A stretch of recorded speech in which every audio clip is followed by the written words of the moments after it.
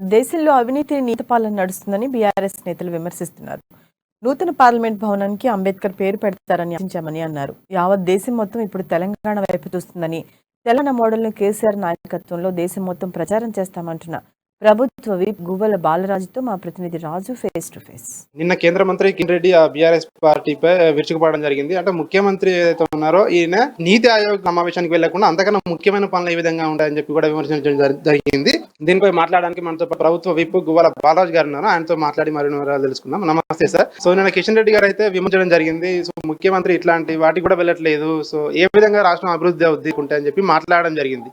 So దీనిపై ఏమంటారు sir? Telangana రాష్ట్రంలో జరుగుతున్న అభివృద్ధి గురించి కిషన్ రెడ్డి గారు మాట్లాడాలి. దేశం మాట్లాడాలి. ఈరోజు దేశం అంతా కూడా మాట్లాడుతూ ఉంది. అందుకనే ఇతర రాష్ట్రాల నుంచి వచ్చి ముఖ్యమంత్రి గారి నాయకత్వాన్ని బలపుతూ కేసీఆర్ జీ సంఘర్ష్ కరో హమ్ ఆప్కే సాథ్ హై, కేసీఆర్ వంటి నాయకుడు దేశానికి అవసరము అని ప్రజలు భావిస్తున్నటువంటి సందర్భంలో ఈ మహారాష్ట్ర నుంచి మొదలైనటువంటి ఈ ఉప్పెన ఇది ఎంతకు దారి తీస్తుందో అనే ఒక కాళ్ళ కింద భూమి కదిలిపోతుందనే ఒక భయంతోన ఆందోళనతోన ఈరోజు ఉనికికే ప్రమాదం ఏర్పడ్డది అని కేసీఆర్ వంటి నాయకుడు వచ్చిండు కాబట్టి మా అరాచకాలు మా దుర్మార్గాలు నడవవు అనే విషయంతోన కేసీఆర్ గారి పైన అభాండాలు వేసే విధంగా విమర్శించే విధంగా మాట్లాడుతూ ఉన్నారు. మీ నీతి ఆయోగ్ ఇచ్చినటువంటి సజెషన్స్ మీ కేంద్ర ప్రభుత్వం ఏమైనా పాటించిందా? నీతి ఆయోగ్ కు కేంద్ర ప్రభుత్వం విలువ ఇవ్వనప్పుడు నీతి ఆయోగ్ నిర్ణయం మేరకు మిషన్ భగీరథకు కేవలం ఒక్క స్కీమ్ కే 24,000 కోట్ల రూపాయలు ఇవ్వండి అని ప్రభుత్వానికి కేంద్ర ప్రభుత్వానికి సూచన ఇస్తే ఇవ్వనప్పుడు అక్కడ జరిగేటువంటి చర్చ వల్ల పెద్దగా ఒరిగేది ఏం లేదన్నప్పుడు వెళ్లాల్సినటువంటి పని లేదు. ప్రధానంగా ఈరోజు జరుగుతున్నటువంటి ముఖ్యమంత్రి గారు అఫెండ్ కావడానికి ప్రధానమైనటువంటి కారణం చాలా ఉన్నాయి. ఈరోజు దేశంలో ఎవరు ఆలోచించని విధంగా దళిత గురించి ఆలోచించి జై భీమాన్ని నినదీస్తే రాష్ట్ర దేశమంతా కూడా కదులుతున్నటువంటి సందర్భంలో దళితుల గురించి మాట్లాడరు, రైతుల గురించి మాట్లాడరు.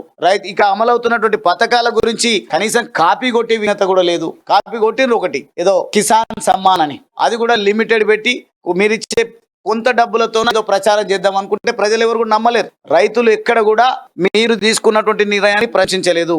కేంద్రము పెద్ద పెద్ద గొప్ప గొప్ప మాటలు మాట్లాడుతుంది. మనం గొప్ప దేశము, మోడీ గారు ప్రచారకర్త అని మాట్లాడుతున్నారు. అంత ప్రచారకర్త దేశానికి ఉన్నప్పుడు మోడీ గారి విజన్ వల్ల దేశం బాగుపడుతుంది అనుకుంటే ముఖ్యమంత్రి కాదు ఇంకా మిగతా 10 రాష్ట్రాల ముఖ్యమంత్రులు కూడా మీ నీతి ఆయోగ్ సమావేశానికి వస్తారు, మీరు చేసే కార్యక్రమాలకు వస్తారు. దుర్మార్గంగా భారత పార్లమెంటును ప్రారంభిస్తున్న ఈ సందర్భంలో బాబాసాహెబ్ అంబేద్కర్ పేరు పార్లమెంటు లేదంటే పార్లమెంట్ సిస్టమ్ లేదంటే కాన్స్టిట్యూషన్ ఆఫ్ ఇండియా భారత రాజ్యాంగం అంటేనే గుర్తొచ్చే పేరు బాబాసాహెబ్ అంబేద్కర్. చట్టాలు చేసేటువంటి ఆ మందిరంలో ఆ మందిరానికి పేరు పెట్టండి అని అంటే మీరు నోచుకోకపోయిన దానికి ఇంత అక్కసు దళిత వర్గం పైన, అదేవిధంగా మేధావుల పైన, ఇక ప్రపంచ మేధావి అనేటువంటి బాబాసాహెబ్ అంబేద్కర్ పైన మీకు ఇంత చిన్న చూపు ఉన్నప్పుడు మీతో కలిసి ఎట్లా పనిచేయాలి, మీరు పిలిచేటువంటి పిలుపులకు మేము ఎంత స్పందించాలి మాకు అర్థం కానటువంటి పరిస్థితి. కాబట్టి ప్రజల దగ్గరికే వెళ్తాం, ప్రజలతోనే అర్థం చేసుకుని ప్రజలకు కావాల్సినటువంటి పథకాలే దేశవ్యాప్తం చేస్తాం.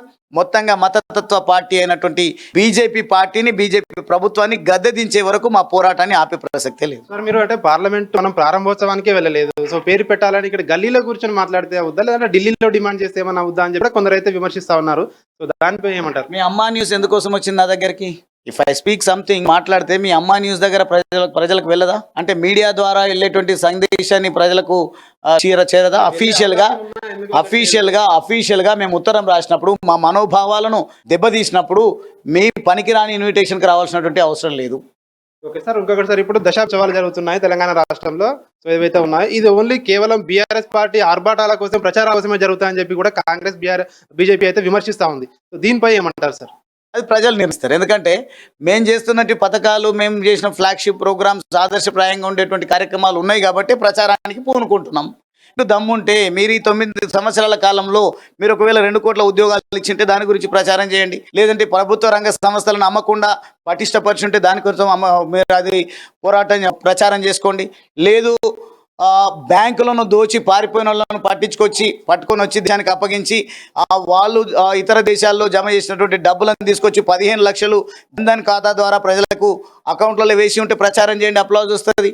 అదేవిధంగా దేశంలో వివిధ రకాల దాడులు జరగకుండా నివారించినము. మేము అధికారంలోకి వచ్చిన తర్వాతనే దళితుల పైన దాడులు జరగట్లేవు అని కనుక మీకు అభిప్రాయం ఉంటే మీరు అది కూడా ప్రచారం చేయండి. ఏం జరుగుతున్నాయి దాడులు? ఉత్తరప్రదేశ్లో ఎంత దారుణమైనటువంటి దాడులు! దళిత సామాజిక వర్గానికి సంబంధించినటువంటి పెళ్లి చేసుకున్న పెళ్లికు గుర్రం పైన ఊరేగితే వీళ్ళకేదో ముంచుకొచ్చిందండి. బీజేపీకి ప్రత్యామ్నాయం లేదు కాబట్టి సచినుడి పెళ్లికి వచ్చింది కట్నం అన్నట్టుగా అక్కడ ఎవరు దిక్కులేని పరిస్థితుల్లో కాంగ్రెస్ పార్టీని ఆదరించి ఉండొచ్చు. కానీ అక్కడ ఆదరించింది ఎవరిని? నాకున్నటువంటి సమాచారం అయితే డికే కుమార్ అనే ఒక వ్యక్తి ఈ బీజేపీ ఆగడాలను, బీజేపీ ప్రభుత్వము అప్పుడు కాంగ్రెస్ ప్రభుత్వాన్ని కూల్చిన సందర్భంలో పోరాటాన్ని చేసిండు కాబట్టి నేను అనుకుంటా ఆయన పోరాటం ఫలించుండొచ్చు, లేకుంటే సిద్ధరామయ్యకు కూడా కొంత మంచి పేరు ఉండొచ్చు, ఏమైనా ఉండొచ్చు. ప్రత్యామ్నాయం లేక కాంగ్రెస్ ను గెలిపించాను.